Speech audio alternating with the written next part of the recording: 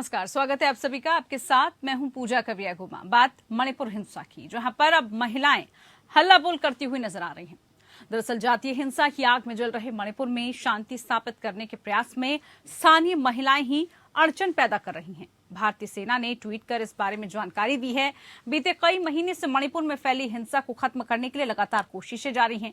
हालांकि अब तक शांति बहाल करने को लेकर की जा रही तमाम कोशिशें कामयाब नहीं हो पाई हैं। भारतीय सेना की ओर से ट्वीट में कहा गया है कि मणिपुर में महिला कार्यकर्ता जानबूझकर रास्तों को रोक रही हैं और सुरक्षा बलों के ऑपरेशंस में दखल पैदा कर रही हैं। इस तरह का अनुचित दखल गंभीर परिस्थितियों के दौरान जिंदगी और संपत्ति को बचाने के लिए सुरक्षा बलों की ओर से समय पर प्रतिक्रिया के लिए हानिकारक है। ऐसे में भारतीय सेना शांति बहाल करने का प्रयास कर रही है। उसके लिए जनता के सभी वर्गों से समर्थन करने की अपील भी कर रही है। भारतीय सेना ने मणिपुर के हिंसाग्रस्त इलाकों का वीडियो साझा किया और अपने आरोपों की पुष्टि की है। सेना की ओर से जारी वीडियो में महिलाओं के रास्ता रोकते हुए साफ दिख रहा है कि महिलाएं किस तरह से रास्ता रोक रही हैं। वीडियो में बड़ी संख्या में महिलाएं सेना के जवानों से उलझती हुई नजर आ रही हैं। इसके साथ ही रास्ते पर इकट्ठा होकर सेना के जवानों की उग्रवादियों के खिलाफ कार्रवाई में दखल भी दे रही हैं। वीडियो में यह भी देखा जा रहा है कि महिलाएं बड़ी संख्या में इकट्ठा होकर उग्रवादियों को भगाने की कोशिश कर रही हैं, यानी कि उनकी मदद कर रही हैं। सेना की ओर से जारी किए गए वीडियो में यह भी कहा गया है कि मानवीय होना कमजोरी नहीं है। दरअसल सेना की ओर से महिलाओं पर कोई कार्रवाई नहीं की गई। यही वजह है कि महिलाएं उग्रवादियों और दंगाइयों को भगाने में मदद कर रही हैं। वीडियो में यह भी देखा जा सकता है कि उग्रवादियों ने भागने के लिए एम्बुलेंस का इस्तेमाल किया। वहीं इन दंगाइयों को बचाने के लिए महिलाएं स्कॉट कर रही हैं। महिलाओं के दावों के हिसाब से शांतिपूर्ण तरीके से नाकेबंदी का मामला पूरी तरह से उल्टा लगता नजर आ रहा है।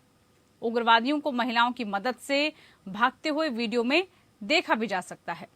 तो सेना की ओर से मणिपुर की महिलाओं को लेकर दावा किया गया कि वो सैन्य ऑपरेशन शुरू होने से पहले ही इकट्ठा होकर उसे रोकने की कोशिश करती हैं। इसके साथ ही आगजनी और दंगे की स्थिति पैदा होने से पहले ही सेना के मूवमेंट को वहां ब्लॉक कर देती हैं, जिसकी वजह से सेना को जो वो कदम उठाना पड़ता है, जो कदम उनको उठाना चाहिए, वो मजबूरन नहीं उठा पा रहे हैं। तो आज की चर्चा इसी को लेकर कि आखिरकार महिलाओं का जो हल्ला बोल इस वक्त मणिपुर में चल रहा है, उसके पीछे क्या रणनीति है, क्या कुछ साजिशें, और साथ ही साथ मणिपुर की हिंसा आखिरकार कब खत्म होगी, कब मणिपुर शांत होगा। खास पेशकश में तमाम पैनलिस्ट हमारे साथ मौजूद है। सभी का परिचय। हमारे साथ आर के मिश्रा जी, बीजेपी प्रवक्ता जुड़ चुके हैं, बहुत स्वागत है कार्यक्रम में आपका। संदीप त्रिपाठी जी हमारे साथ, कांग्रेस नेता जुड़े, आपका भी बहुत स्वागत है कार्यक्रम में। हमारे साथ retired group captain VN Jha ji भी जुड़ चुके हैं, रक्षा विशेषज्ञ, आपका भी बहुत स्वागत है कार्यक्रम में। सबसे पहले आर के मिश्रा जी, कार्यक्रम की शुरुआत करते हुए, मणिपुर हिंसा को लेकर लगातार चर्चा हो रही है। इतना लंबा वक्त हो गया है, लोगों की मौतें तक हो गई हैं, 100 से ज्यादा सर्वदलीय बैठकें हुई हैं। सरकार लगातार कह रही है हम कोशिशें कर रहे हैं, बावजूद इसके क्या फिलहाल मणिपुर की स्थिति बयां कर रही है, क्या स्थिति फिलहाल नजर आ रही है? यहाँ पर जिस तरह से मणिपुर के अंदर में जो हिंसा हो रही है, मुझे लगता है जो कि कम से कम स्थानीय जो निवासी हैं उनका सहयोग बहुत जरूरी है, तभी जाकर के हिंसा के ऊपर में काबू बहुत कम समय में पाया जा सकता है। हाँ। लेकिन जहां तक बात है, आपने देखा होगा जो किस तरह से गृह मंत्री खुद ही इनिशिएट लेकर के, खुद ही आगे आकर के उन सारी परिस्थितियों को का जायजा भी ले रहे हैं। जिस तरह से इंक्वायरी भी बिठाई गई है और साथ ही साथ जो सर्वदलीय बैठक हुई है उसमें सारी बातों की जानकारी विपक्षी दलों को भी दी गई है। अब प्रधानमंत्री जी का जो सफल दौरा था अमेरिका और मिस्र के बाद, उन्होंने आते ही सबसे पहले इसी के ऊपर में चर्चाएं करी और मणिपुर की हिंसा के बारे में सारा चीज पूछा। गृह मंत्री जी खुद ही जाकर के इनिशिएट लेकर के उन्होंने प्रधानमंत्री आवास पर भी गए हुए थे और वहां पर उन्होंने पूरी जानकारी दी। साथ ही साथ सर्वदलीय बैठक जो हुई थी उसमें जो जानकारियां थी उसमें किस तरह से वहां पर जो डेपुटेशन है सुरक्षा कर्मियों की, किस तरह से आईपीएस की वहां पर डेपुटेशन हुई है, ये सारी चीजों से उनको अवगत कराया गया। लेकिन वहां पर जिस तरह से हमने देखा है, जो कि सेना द्वारा जो एक ट्वीट भी और एक वीडियो भी जारी किया गया है जिसमें दिखाया गया है जो KYKL वो उग्रवादी संगठन है जिसको 2015 में बैन कर दिया गया था, उसके 12 जो उग्रवादी हैं उनको स्थानीय निवासी, स्थानीय जो महिलाएं हैं उनको आगे आकर के किस तरह से प्रोटेक्ट किया है, उनको भगाने का प्रयास किया है। सेना के कामों में जिस तरह से बाधा वहां पर डाली जा रही है, मुझे लगता है कहीं न कहीं स्थानीय निवासी को वहां के इलाके में शांति स्थापित करने के लिए उनका सहयोग बहुत जरूरी है। लेकिन मुझे लगता है कि जल्द ही हम इसके ऊपर में काबू पा लेंगे, ये हमें आशा है। सवाल तो ये है ना कि आखिरकार स्थानीय निवासियों को कौन प्रवोक करने की कोशिश कर रहा है, कौन उन पर इस तरह का दबाव डाल रहा है, या आखिरकार क्यों स्थानीय निवासी जो हैं वो अपने ही प्रदेश में शांति नहीं चाहते क्या? क्यों स्थानीय निवासी दंगाइयों का साथ दे रहे हैं, उग्रवादियों का साथ दे रहे हैं? ये बड़ा मसला इस वक्त उत्पन्न हो रहा है। संदीप जी, मणिपुर हिंसा को लेकर विपक्ष लगातार पहले आरोप लगा रहा था कि सत्ता पक्ष सुन नहीं रहा है। सर्वदलीय बैठकें भी हुई, आपको भी सारी डिटेल्स पता चली, लेकिन शुरुआत में आरोप ये भी लगा कि सियासत ज्यादा हुई है मणिपुर के मामले को लेकर, बजाय कि राज्य में कैसे स्थापित की जाए। सभी दलों को, सभी पार्टियों को एकजुट होकर इस मसले को सहभागिता के साथ निपटाना चाहिए। आपको लगता है ऐसा? बिल्कुल निपटाना चाहिए और हम निपटाने के लिए तैयार भी हैं। लेकिन जिस तरीके से भारतीय जनता पार्टी के साथी ने कहा कि मोदी जी अमेरिका से आने के बाद तुरंत मणिपुर के बारे में जानकारी दी, बिल्कुल नहीं साहब। वो आते ही एयरपोर्ट पे जेपी नड्डा जी से पूछे कि सब कुछ ठीक चल रहा है। जेपी नड्डा जी ने बताया हाँ, प्रचार बढ़िया चल रहा है, हम अपने 9 साल की उपलब्धियां पहुंचा रहे हैं बूथ तक, ये हुआ है। और अगर आप ये कह रहे हैं कि आने के बाद जो है हाई लेवल की मीटिंग बुलाते हैं, तो साहब ये तो पहले भी बुलाया जा सकता था। जाने नहीं, हाई लेवल की मीटिंग हुई, जो मुद्दे, जो सवाल आपके थे संदीप जी, विपक्ष के थे, क्या लगा आपको कि वो संतुष्ट कर पाए हैं सत्ता पक्ष, राज्य सरकार या केंद्र सरकार विपक्षियों के सवालों को, जो आप चाह रहे थे? मतलब कोई भी उन बातों को लेकर जस्टिफिकेशन मिला कुछ आपको लग रहा है कि ऐसा? बिल्कुल, हम उसी पे आ रहे हैं। और जिस तरीके से अभी बात की गई हमारे सहयोग की, सोनिया गांधी जी ने जिस तरीके से जो है एक अपील की, क्या भारतीय जनता पार्टी के गृह मंत्री, प्रधानमंत्री, किसी ने एक शांति की अपील की क्या? आप तो खुद कहते हैं, आपका सोशल मीडिया कहता है कि वो तो हम वहाँ पर सफाया कर रहे हैं। मतलब कुकी समुदाय से आया हुआ है। ये आपके बीरेन्द्र सिंह जो वहाँ के मुख्यमंत्री है वो कहते हैं कि वो तो वहाँ सफाई अभियान चल रहा है। तो ऐसे मुख्यमंत्री के रहते मणिपुर शांति संभव नहीं है। उस सर्वदलीय बैठक में 8 मांगे कांग्रेस की थी। मैं आपके माध्यम से जनता के बीच में उन मांगों को रख देना चाहता हूँ, जिसमें से एक है तुरंत जो है मुख्यमंत्री को तुरंत बदला जाना चाहिए, प्रभावित लोगों को राहत, पुनर्वास और आजीविका के लिए पैकेज देना चाहिए, और ईवेंटी सिंह जो है ये कहा कि जो है इनके वीरेंद्र सिंह जी के रहते शांति व्यवस्था संभव नहीं है। उन्होंने कहा कि गृह मंत्री जी आपने कोई रोड मैप क्या है आपका, आपने सर्वदलीय बैठक में नहीं बताया, कृपया बताने का कष्ट करें। आप जो है ये बताने का कष्ट करें कि क्या कोई जो है सर्वदलीय जो है एक डेलीगेशन आप भेजने का काम करेंगे, हम जाने के लिए तैयार है। नहीं तो अगर आप सर्वदलीय डेलीगेशन नहीं दे सकते हैं तो कांग्रेस के एक प्रतिनिधि मंडल को जाने की अनुमति दे, हम शांति की अपील कर सके और देश को कम से कम शांति की अपील तो संदीप जी हर जगह से की जा सकती है, बजाय राजनीति करने के, राजनीतिक बयानबाजी करने के, शांति की अपील लोगों से तो कहीं भी की जा सकती है। लगातार मंचों पर आप लोग आते हैं, कांग्रेस के प्रवक्ता आते हैं, सभी बड़े चेहरे रोजाना नजर आते हैं प्रेस कॉन्फ्रेंस में। ऐसा नहीं है कि उसके लिए पर्टिकुलर आपको जगह चाहिए। बहरहाल आपके पास आऊंगी, फिर से आऊंगी। बोलिए। संदीप त्रिपाठी यहाँ पे बोल रहे हैं, लेकिन मणिपुर में इस बात को नहीं सुना जा सकता क्योंकि ये लोकतंत्र की हत्यारी सरकार वहाँ पर लगातार इंटरनेट बंद कर रखी है। हम यहाँ से बोलेंगे उस चीज का कोई मतलब ही नहीं है। इंटरनेट बंद है, देश को नहीं पता है कि वहाँ इंटरनेट बंद हो गया है और काफी दिनों से चल रहा है लगातार। तो ये कहाँ से हमारी बातें जाएंगी? तो उसका एक ही रास्ता है कि हम फिजिकल रूप से वहाँ पर जाकर लोगों से, हम तो अपनी जान जोखिम में डालने के लिए उसके लिए फिर आरोप ये लग जाता है ना कि वहाँ पर सियासत होने लगती है, वहाँ पर बजाय शांति की अपील करने के अशांति का माहौल उत्पन्न हो जाता है। इंटरनेट बंद है, उसके लिए भी कहा गया है कि लोग अफवाहों में आ जाते हैं, अलग अलग चीजों को वायरल किया जाता है, प्रदेश में शांति को भंग किया जाता है, ये सब दलीलें दी जाती है। बहरहाल आऊंगी मैं इसके ऊपर। कैप्टन वीएन झा जी भी हमारे साथ जुड़े हुए हैं। वीएन जी, क्या इस वक्त जो रणनीति चल रही है और जिस तरह से काम किया जा रहा है मणिपुर के लिहाज से, अगर हम देखें वहां पर महिलाएं हमेशा से काम करती हैं, आगे रहती हैं हर मोर्चों पर, लेकिन सेना पर जिस तरह से वो दबाव बनाने की कोशिश कर रही हैं, काम में अड़चने पैदा कर रही हैं, और मजबूर है हमारी सेना भी, क्योंकि कुछ प्रोटोकॉल्स होते हैं, कुछ नियम्स होते हैं, उनको फॉलो भी करना है। लेकिन ये भी कह दिया गया है कि आप कमजोरी ना समझे, मजबूरी ना समझे। किस ओर इशारा कर रहा है ये? क्या इस तरह से महिलाओं को आगे लाना या फिर किसी भी एक तबके को आगे लाना, ये और भी ज्यादा वहां पर अशांति पैदा कर रहा है, वहां के माहौल को खराब करने की कोशिश कर रहा है? पूजा जी, काफी अनफॉर्चुनेट है और जो भी वहाँ पे हो रहा है वो कंडेमनेबल है। मैंने बीजेपी और कांग्रेस दोनों के प्रवक्ता से उनके जो वक्तव्य हैं वो सुने। देखिए, अगर कोई भी जगह में कहीं पे अगर कोई बीमारी है, वहाँ जाके आप मेडिसिन जाके रख दीजिए, मेडिसिन का पूरा शॉप जाके वहाँ पे रख दीजिए, क्या ट्रीटमेंट हो जाएगा? नहीं।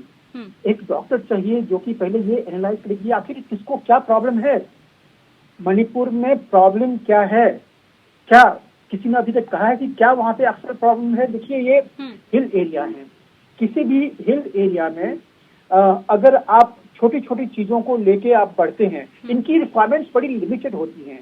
लेकिन मणिपुर में जो प्रवासी जो आए हुए हैं, इलीगल माइग्रेंट्स हैं, काफी सारे हैं। वहाँ पे एक जो कुकी का ग्रुप है, ये कुकी का ग्रुप और उनके साथ में जो मणिपुर से आए हुए लोग हैं विस्थापित इलीगल माइग्रेंट्स, वो हैं। दूसरा, वहाँ पे जो मैती, जो वहाँ की जो लार्जर पॉपुलेशन है, मेजॉरिटी वहाँ की है, वो भी है। और ये सब के सब ट्राइबल्स हैं, डिफरेंट कैटेगरी के ट्राइबल्स हैं। अब वहाँ पे जो आरक्षण चल रहा था, जिसके ऊपर में के वहाँ के हाई कोर्ट का आदेश आया था, कोई कारण नहीं था कि 27-28 तारीख को अप्रैल को कुकी का जो स्टूडेंट यूथ विंग है वो वहां से प्रोसेशन निकालता। क्या स्टूडेंट को या यूथ को इसमें क्या लगता था? हाई कोर्ट का आदेश था, उसको सुप्रीम कोर्ट में चैलेंज कर देते अगर वो लोग चाहते हैं कि नहीं, ये नहीं होना चाहिए था। तो इसके लिए जो एक प्रोसेशन उन्होंने निकाला, ये प्रोसेशन ही पॉलिटिकली मोटिवेटेड था। और ऐसे प्रोसेशन में, यूथ प्रोसेशन में, ये किसी के घर को अटैक क्यों करे? वहां पे सीएम के जो जिम था उसको 27-28 तारीख को जला दिया उन्होंने। मतलब उनका जो इंटेंट था वो वायलेंट इंटेंट डे 1 से था। अब इसको अगर वहां की स्टेट गवर्नमेंट, हमारी यूनियन गवर्नमेंट अगर रिकॉग्नाइज ना करे, अगर पहचान ना पाए और इमीडिएटली वहां पे जो नाकेबंदी है या जो प्रोहिबिटिव ऑर्डर है वो नहीं लगाए तो ये तो बढ़ता जाएगा। और ये लोग सारे एकत्रित थे। आप मतलब समझ सकते हैं कि अगर कोई माइनॉरिटी कम्युनिटी का यानी कि पूरे एक एजेंडे के साथ हुआ है और हर चीज जो है एक रणनीति के तहत की गई है, पूरी स्ट्रैटेजी के तहत की गई है, शुरुआत से, डे 1 से, जैसे आप बता रहे हैं। बिल्कुल। तो आप समझ नहीं सकते, मतलब हम भी नहीं समझ सकते हैं कि एक माइनॉरिटी कम्युनिटी जो प्रोसेशन निकालता है वो इतना तैयार होके प्रोसेशन निकालता है कि सीएम के जिम को वो आग लगाते, जो मेजॉरिटी वहां की कम्युनिटी है उसके घर को जलाना शुरू कर दे। ये तो अप्रत्याशित है। तो इसमें पॉलिटिकल मोटिवेशन जो है वो बहुत सारे एरिया से है। जो चर्चेज वहां पे बाद में जले हैं, वो बाद में जले हैं। चर्चेज में भी आग लगे हैं, लेकिन वो बाद में हुआ है, ये रिएक्शन था। तो जब इस तरह की जो मोटिवेशन होती है, अगर उसको आप ना पहचाने, अगर उसको आप कंट्रोल में ना लाएं, तो ये सारे रिपरकशंस जो हैं वो होने थे। जो भी हो रहा है वहां पे अभी भी मैं कह रहा हूं कि कंडेमनेबल है। लेकिन देखिए, लोगों का कहां से क्या क्या प्रतिक्रिया आता है। हमारे एक वो प्रकाश राज हैं, वो रोज के रोज वो वहां के जो चर्चेज में या वहां पे क्रिश्चियंस पे अगर कोई अटैक होता है तो वो उनका ट्विटर पर देखिए भरा पड़ा है।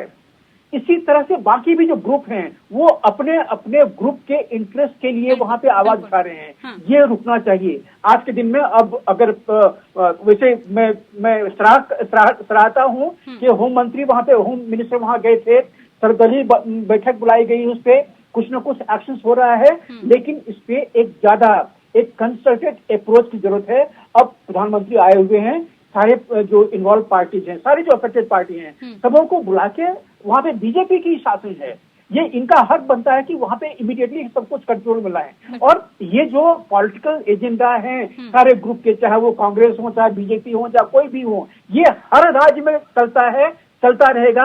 और जब से ये सारे चोर एक साथ में बैठ के अपना एक समूह बना रहे हैं, ये और होगा आगे आने वाले दिनों में। तो इसको कंट्रोल करना बहुत जरूरी है। और इस पे एक जो इमीडिएट हुक है वो लगाना जरूरी है। पूजा ठीक है, कैसे कैसे ये सब रुकेगा, कंट्रोल कैसे होगा? संदीप जी अभी आ रही हूँ ये आपके कह रहे हैं कि सब चोर है, ब्रेक के ये बाद क्या है, दलाल है, दलाल। मणिपुर में जिस तरह से हिंसक घटनाएं रुकने का नाम नहीं ले रही हैं, और साथ ही साथ अब बात महिलाओं के हल्ला बोल की भी, क्योंकि वहां पर सेना का जो बयान आया उसमें स्पष्ट कर दिया गया है कि जो महिला एक्टिविस्ट हैं वो काम करने से उनको रोक रही हैं। इसी पर हमारी आज की खास पेशकश लगातार जारी है। संदीप जी, ब्रेक से पहले लगातार पॉलिटिकली मोटिवेटेड है इस तरह के, ये भी कहा गया है, साथ ही ये भी चर्चा रही है और मैंने भी शुरुआत करी थी, लेकिन अब जैसे आप भी अपील कर रहे हैं बार बार, और सर्वदलीय बैठकों का एजेंडा भी ये है कि सभी मिलकर प्रयास करें, कोशिश करें कि कैसे मणिपुर में हिंसा खत्म हो जाए, मणिपुर में शांति रहे। एक ऐसा राज्य जहां पर शांति रहती थी वहां पर एकदम से आगजनी, और यहां तक कि कोई भी नेता वहां सुरक्षित नहीं है, ऐसा नहीं है सत्ता पक्ष के, बल्कि सभी नेताओं के घरों को वहां पर टारगेट किया जा रहा है। तो ऐसे में मुझे लगता है कि राजनीति करने की कोई गुंजाइश ही नहीं रहती ऐसे मुद्दों पर। देखिए, राजनीतिक विषय नहीं है। देश के एक राज्य में गृह युद्ध जैसी स्थिति है। गृह युद्ध होता क्या है? यही होता है गृह युद्ध कि हमारे सेना के सामने आकर एक जो है संगठन, उग्रवादी संगठन कह लीजिए, या कोई आकर खड़ा हो गया, यही गृह युद्ध है। और आपसे 12 आतंकवादी छीन कर लेके चले जा रहे हैं। गृह युद्ध होता कैसे है? अरे आप 12 आतंकवादियों को जाने दे रहे हैं, ये आपका नकारापन है। और आप ये कह रहे हैं कि मैती समुदाय की महिलाएं हैं आकर खड़ी हो जा रही है, तो वो जो अभी तक भारतीय जनता पार्टी कार्रवाई नहीं कर रही है, सिर्फ उन्हीं के लिए तो नहीं कर रही है। अभी हमारे जो भी राजनीतिक विश्लेषक महोदय थे या रक्षा विशेषज्ञ थे, क्या थे मुझे नहीं पता है, उनको शायद ये जानकारी नहीं है कि मैती समुदाय वहाँ का सबसे बड़ा समुदाय है, और मैती समुदाय कुकी समुदाय के ऊपर कर रहा है। और कुकी समुदाय एक आदिवासी समुदाय है, मैती जो कि ईसाई कन्वर्टेड है। मैती समुदाय में सबसे ज्यादा ईसाई होते हैं। ईसाइयों के द्वारा आपके हिसाब से कुकी समुदाय आदिवासियों पर हमला हो रहा है जो हिंदू है। हिंदुओं को लगातार वहां से भगाया जा रहा है, और आप सवाल खड़ा कर रहे हैं कांग्रेस पर। मतलब क्या आपकी सोच क्या है? 30 से 40 लाख की आबादी है, आपसे वो नहीं समझ रही है। आप ये कहते हैं हम रूस, और अभी हमारे राजनाथ जी, क्योंकि ये बॉर्डर एरिया भी है, राजनाथ जी गए अभी जम्मू, कह रहे हैं कि हमने जो है मोदी जी ने रूस और यूक्रेन का युद्ध 5 घंटे रोक दिया था। भले अगर अभी हम रमाकांत जी से पूछे कि आप उस डेट को बता दीजिए और वो समय बता दीजिए जिस समय युद्ध रुका था, वो नहीं बता पाएंगे। लेकिन ये भोलेपन में बोलते हैं ये लोग। आप मणिपुर जैसे राज्य जिसको देश का स्विट्जरलैंड कहा जाता था, वहाँ पर आग लगी हुई है, गृह युद्ध जैसी स्थिति है, और आप विदेश घूम रहे हो। ये आज की बात तो है नहीं, 58 दिन हो गए, आज 58वां दिन है। ठीक है, इसको लेकर चलिए आरके मिश्रा जी बोलिए, बताइए, आप ही बेहतर जवाब दे पाएंगे इस पर, बताइए। पूजा जी, देखिए यहाँ पर अभी कह रहे थे जो प्रधानमंत्री जी के आने के बाद, देखिए ये सारी स्थिति को उनसे, देखिए यहाँ पर जो हमारे गृह मंत्री हैं उन्होंने खुद ही इस चीज को इनिशिएट किया है। प्रधानमंत्री जी के आने के बाद ये अपडेशन है जो कि वहाँ की स्थिति क्या है, पहली बात। दूसरी बात, हमने हर एक चैलेंज को स्वीकार किया है। आपने देखा होगा जम्मू कश्मीर के अंदर पहले किस तरह से स्टोन पेल्टर हुआ करते थे, किस तरह से हुआ करता था, तो जिस तरह से वहाँ के स्थानीय निवासी उनको एक प्रोटेक्ट करते थे, एक मतलब उनको एक घेरा बना करके देते थे।